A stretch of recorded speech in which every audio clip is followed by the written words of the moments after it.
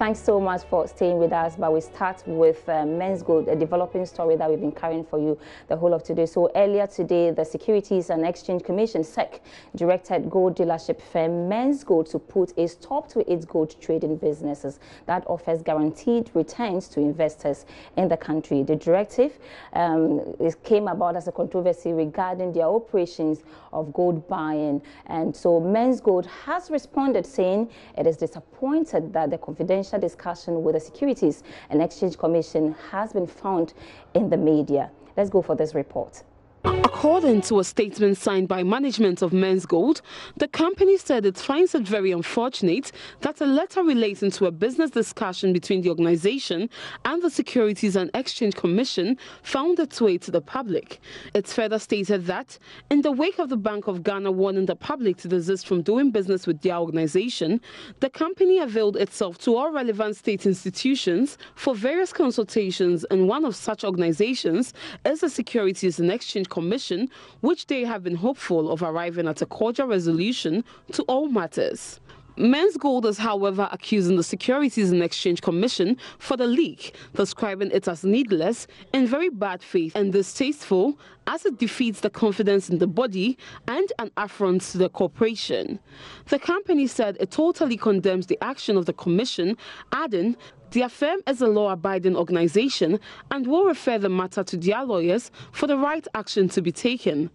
It, however, assured customers of the firm that neither Menzgold as a business entity nor any of its products has been shut down, urging them to calm down.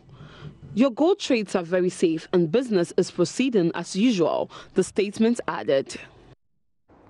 Meanwhile, customers have been trooping to some offices of Menzgold following the announcements. Karen Dodu was at the East Legon branch and reports.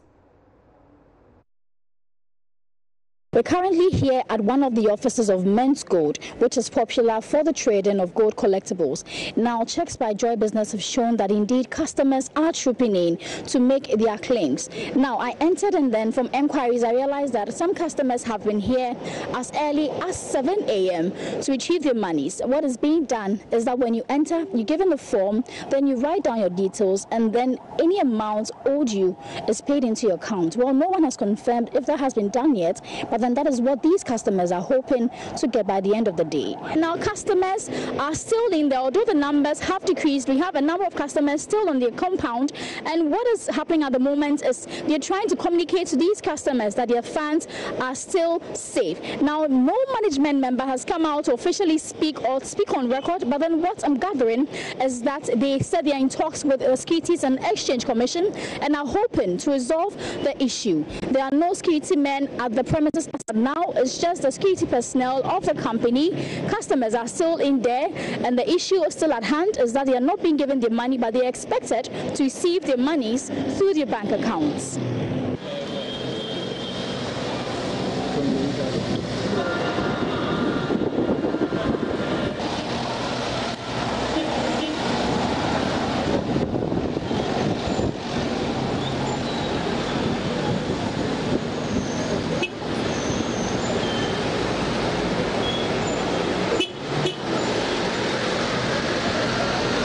So those were visuals from the East Legon branch of Menzgold, but we understand the situation is same in the Ashanti region. But later on during the bulletin, we'll be bringing visuals from the offices of Menzgold also in Kumasi. Let's move on. Our business, Joy Business earlier interacted with the managing director of the Securities and Exchange Commission, Reverend Ubami Tete, and this is what he has to say.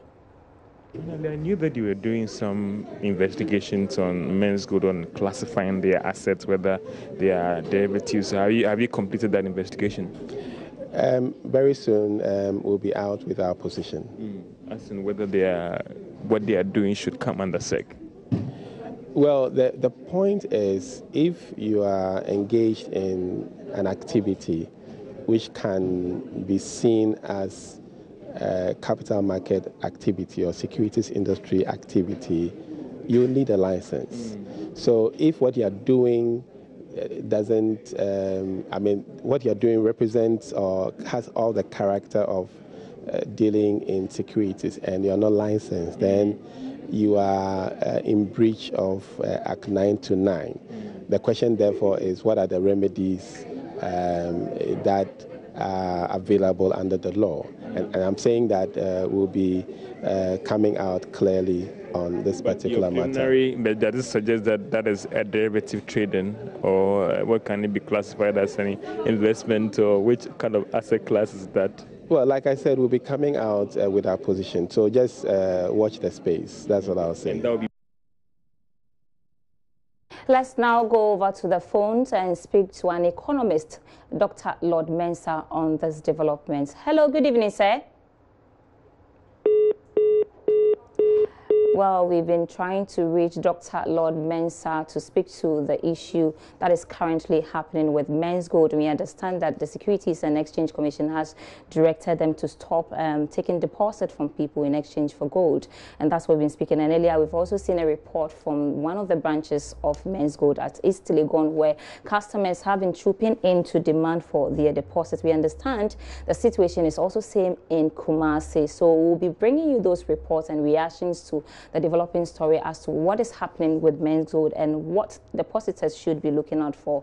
But while we try to do that, let's do some other news. And inflation nears double digits as Ghana's Statistical Service blames the August 9.9 inflation rate on the cedi's free fall. According to government statistician, the marginal hike in inflation can be traced to challenges confronting the cedi and other factors, including hike in fuel prices.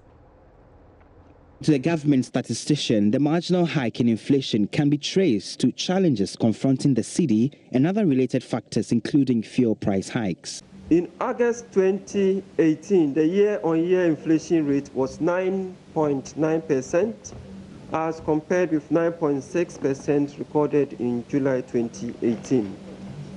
The monthly change rate in August 2018 was 0, as compared with a rate of 0.4% recorded in July 2018. And the underlying cause is basically due to base rate effect, as well as some underlying causes like what we're observing, depreciation in the cedi, the inching up of fuel, and these factors actually. But it all translate more into base rate effects that we are observing. Meanwhile, the Ghana Statistical Service once again missed the target dates for the release of rebased figures for calculation of inflation. According to the acting government statistician Bawadie, stakeholders have made inputs into the methodology and some new figures will be incorporated. At the regional level.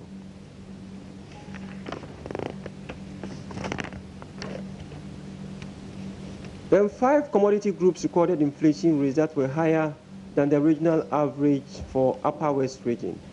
And we have transport with a rate of 22.8%, miscellaneous goods and services with a rate of 15.4%, clothing and footwear a rate of 14.9%, furnishings, household equipment and routine maintenance a rate of 12.8%. 5 regions, that's the Upper West, Bonahafo, Western, Ashanti and Northern regions, recorded inflation rates higher than the national average of 9.9%. Upper West region recorded the highest year-on-year inflation rate of 11.8%, followed by Bonahafo region 10.8%, while the Upper East region recorded the lowest year-on-year inflation, that's 8.2%, in August 2018.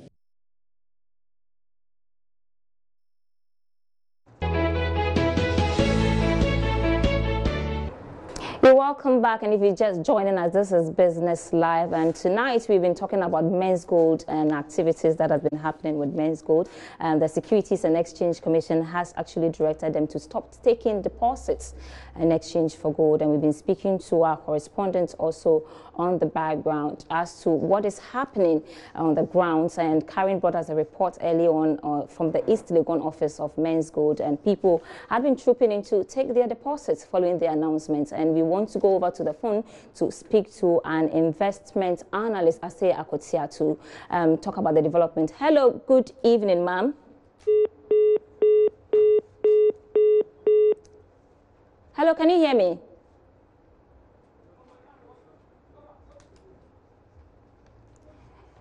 We've been trying to speak to an investment analyst on the development. We want to talk about Menzgold and what is currently happening. And we tried and see whether we get her back on the line. Hello, Asay, can you hear me? Hello, yes, I can hear you. Good evening. Hello, Asay, can you hear me? Yes, I can hear you. Oh, okay, sir, rather, not ma'am. Thanks so much for joining us on Business Live. Thank you. I'm sure you've been following the developments all day. Are you surprised at the current developments with regards to Menzgold? Not exactly surprised because if you can recollect, a few weeks ago, I think the central bank issued a press release on the same Menzgold and saw the response and all that. So it was long coming. The timing was not too certain, but it was long coming. Well, a lot of people have argued that just the warning from the Bank of Ghana was not enough, and I'm sure a lot of people have already committed themselves. So how should customers' deposit be handled now? Are you asking how safe the customer's deposit would be? I'm asking, you know, we've had people who've criticized the way the issue has been handled in the past, but I'm sure now the harm has already been caused and a lot of people have committed the deposit already. So how should customers' deposit be handled? For customers' deposits, you know, Menzgold is not unlike some other financial institutions and like the universal banks, even though it's daily, unconfirmed, I hear in the millions. Considering that all these monies are locked up there, I pray that we don't have too much of an issue. Since you don't have it also regulated, I dare say that you don't have too much assurances in terms of money being paid back to clients. But mind you, one thing depositors would have to take recognition of is that if you are in a scheme that is paying so much, it just shows the level of risk that is being taken. And in the investment world, in the business world, it is an issue of a risk and return. And so I guess with this kind of commensurate risk or commensurate return, it just shows the kind of risk. I am hopeful that Menzgold should be able to do something about it. Otherwise, it will be a big issue. That's what it is. Funds, it is not guaranteed. Unfortunately, it is not. I see. We also know that recently they've tried to penetrate into the international market, and so they've opened branches abroad. So is that likely to have any impact at all on the operations abroad? It would have an impact, definitely. In the whatever countries they go, whether or not they are regulated, first of all, information is very much available because of social media, if you like. So I can information, whatever pictures you see on social media and all that. In Nigeria, for instance, you have these pictures there. And if you're going to other countries, in France or wherever they might have the operations, we would have this effect going that you have clients who would know people there. You have regulators who will be liaising with other regulators in other countries. And so directly or indirectly, it would have a negative impact. I'll be a bit surprised if all these happenings right now with Menzgold doesn't have any impact at all on the operations outside the shores of Ghana. All right, finally, before I let you go, we've had a lot of issues with it in the financial sector. Is this in any way going to add up to the woes of the financial sector? Definitely, definitely. Already we are at the point where investors or clients are not very confident in the whole banking financial sector. So coupled with Menzgold, and Menzgold has a lot of investors, has huge, it attracts huge deposits.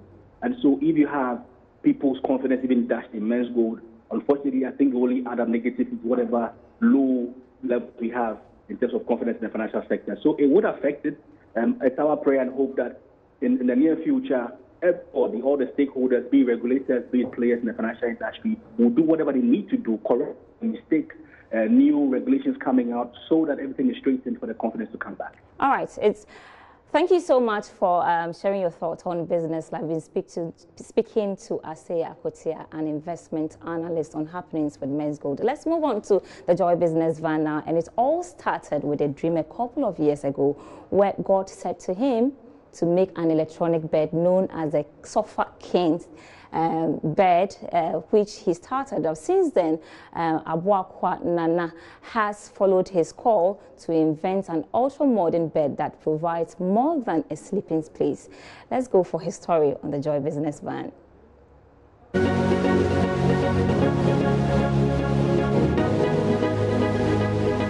right behind me, as you can see the light there, if I didn't have light right here, that was supposed to light up the room in a romantic way. It has two sets of lights. One is white, one is red. Depending on the color that I choose, they can make it for me. Then this particular one also powers the television set that is right before me.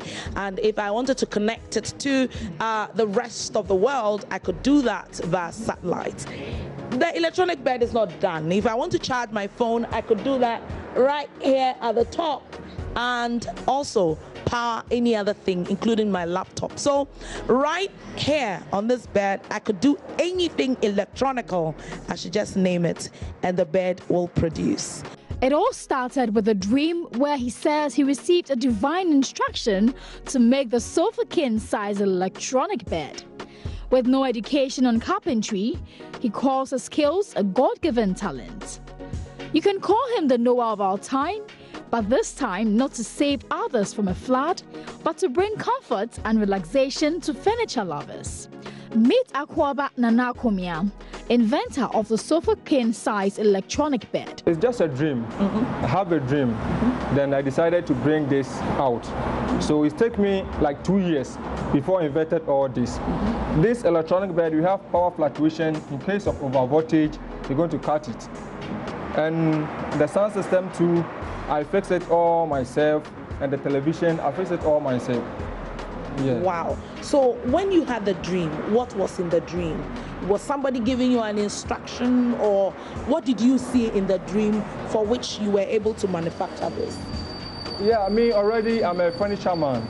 But my furniture, I didn't do any electronic, but I didn't do something like this. So I have the dream, and somebody was holding my hand to show me something. As Okoba, if you wake up, go and do this. Go and do this measurement. If you combine this capacitor or transistor, we're going to generate this power for you. Wow. So after I wake up, then I find all the materials and start it. So I start this one like 2 years before I complete. Wow. Yeah. So far, how many pieces have you been able to sell? Now, I've already done 6. Okay. For people's now. Okay. This 6. Yeah. The 5 that you have sold, how much did you sell one? 8,500. The first one that I brought, it just came out with a 14 inches television, no lighting system, with sound system, but no lighting system, no charging system. And the television too is not digital satellite. But the second and the third time, they just have another dream.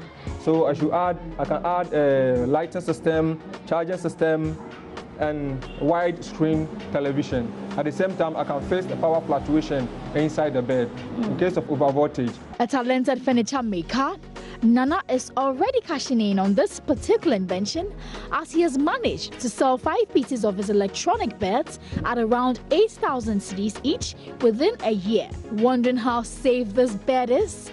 Fear not, because Nana assures that there are necessary measures to prevent any shocks. All this system that's working here is not direct DC, not direct AC. I converted all the power to DC. So nobody can have a shock in this bed. This lighting system... That was what I was going to ask you next. Yes. That how safe is lying in this bed. Okay, yes. So tell us about that. This lighting system is LED. The voltage is DC.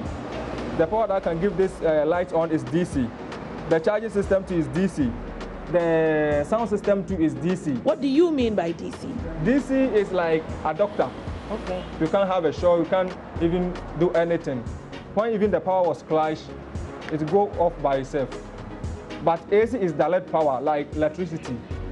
It's direct power, so when anything crash, the fire will catch. Ready to share his skills to the glory of Ghana, Nana is already imparting the knowledge to 10 young men to help carry the dream further. I have like 10 boys that I'm teaching them. But my vision or my idea is a lot of people will come to me so that I can teach them. Because this electronic bed, the whole West Africa, only me manufacture this bed. Wow. Yes. Nobody. How Only do me. you know? How oh do you yes, know? I just find out. And even the white man made some, but the white man, no lighting system, no charging system, even sound system, no sound system, just television. Okay. But my lighting system, charging system, including sound system. So it's quite different. So I need more people to come and learn this job so that Ghana too will go far.